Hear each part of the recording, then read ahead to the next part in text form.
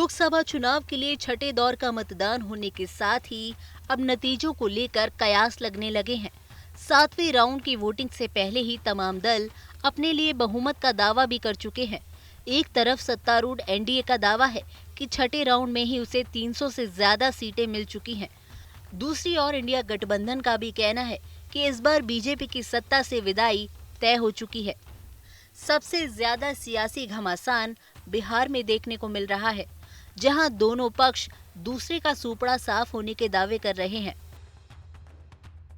रविवार को बिहार के औरंगाबाद में चुनावी सभा को संबोधित करते हुए अमित शाह ने दावा किया कि 5 फेज की वोटिंग में ही एनडीए 310 सीट जीत चुका है। जनता से बीजेपी को वोट देने की अपील करते हुए शाह ने कहा कि छठे और 7वें दौर की वोटिंग 400 सीटों के आंकड़े तक पहुंचने के लिए है। कल 6 चरण के चुनाव समाप्त हो गए। मेरे पास 5वें चरण की रिपोर्ट है।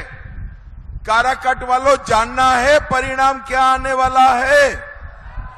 जानना है क्या? तो सुन लीजिए, 5 चरण में ही मोदी जी 310 सीटें जीतकर सरकार बनाने का काम पूरा किया। ये छठा और सातवां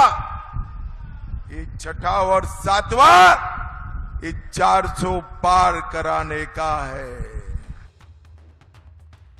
अमित शाह का बयान आते ही आरजेडी नेता और पूर्व डिप्टी सीएम तेजस्वी यादव ने भी मोर्चा संभाल लिया। तेजस्वी ने कहा कि बीजेपी के नेता लोगों को गुमराह कर रहे हैं। तेजस्वी ने दावा किया कि 4 जून को नतीजे आएंगे तो बीजेपी की सत्ता से विदाई हो जाएगी।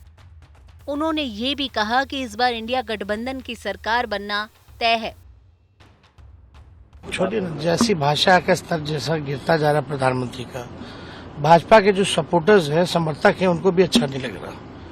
ये प्रधानमंत्री होकर के ऐसी बोली में इतनी गिरावट आश्चर्य की बात है। तेजस्वी जी, लेकिन आपके पत्र से बीजेपी खेमे में बौखलाहट है।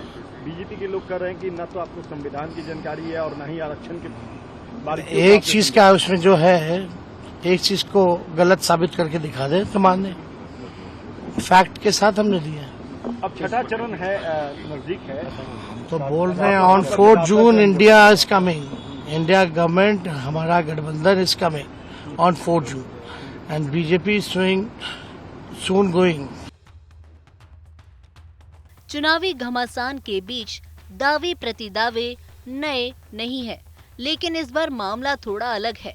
बीजेपी अब की बार 400 पार के लक्ष्य के साथ चुनावी मैदान में उतरी है, तो इंडिया गठबंधन 400 हार के दावे कर रहा है। अब जनता किसके दावे पर ज्यादा भरोसा करती है, इसका पता तो 4 जून को नतीजे आने के बाद ही चलेगा। चुनाव आज तक।